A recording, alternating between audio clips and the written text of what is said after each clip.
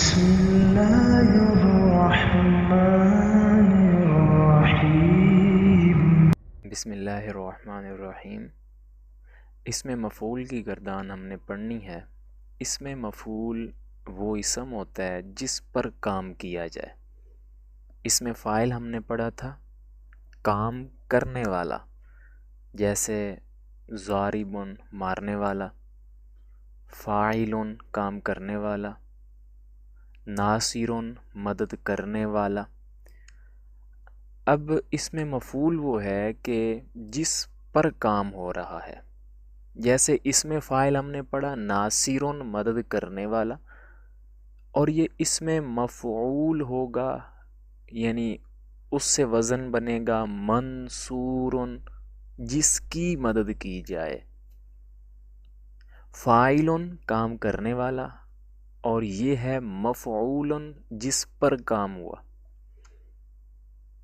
یہ کہلائے گا اسم مفعول۔ اس کے اندر بھی 6 ہی صیغے ہیں، مذکر کے 3 ہیں، 3 مؤنث کے، اور یہ واحد تثنیہ جمع۔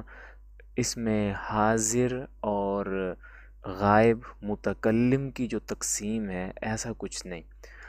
مفعول، مفعولان، مفعولون، مفعولۃ، مفعولتان، مفعولات۔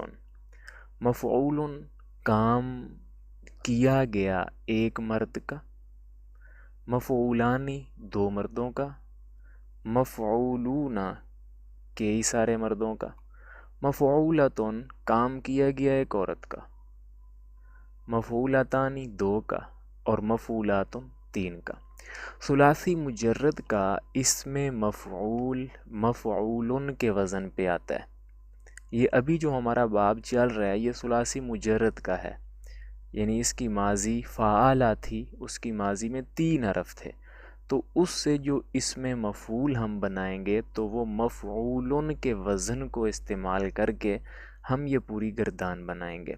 اس کی اور بھی کئی سارے اسی وزن کو دیکھ کر کے آپ مثالیں بنا سکتے ہیں، جیسے مظلومن، مفعولن یہی وزن ہے، مظلومن ظلم شدہ ایک آدمی یعنی جس پہ ظلم کیا گیا، مظلومن اسی طریقے سے آپ بنا لیں، مظلومانی، مظلومون، مظلومۃ، مظلومتانی، مظلومات۔ مسرور خوش آدمی جو ہوتا ہے، مسرور، مسرورانی، مسرورون، مسرورۃ، مسرورتانی، مسرورات۔ اس طریقے سے اسم مفعول بن جائے گی۔ یہ جو ہے کہ ثلاثی مجرد کا اسم مفعول مفعولن کے وزن پہ آتا ہے، یہ پہلے صیغے کا وزن بتایا جاتا ہے، باقی صیغے پھر وہ خود سے بنا لیے جاتے ہیں۔ اس کے لیے بھی الگ سے قواعد ہوتے ہیں۔ علم النحو جو پہلے کورس ہم کر چکے ہیں اس کے اندر جو تثنیہ اور جمع بنانے کا ٹاپک ہم نے پڑھا تھا، اس کے اندر یہ سارے قواعد ہیں کہ تثنیہ کیسے بنتا ہے اور جمع کیسے بنتا ہے، اور یہ والا مذکر کا جمع کس طریقے سے بنتا ہے، مؤنث کا جمع کس طریقے سے بنتا ہے، یہ تثنیہ کس طریقے سے بنتے ہیں، ان کے اور کون سی شکلیں ہوتی ہیں، وہ ساری ڈیٹیل پہلے ہم پڑھ چکے ہیں۔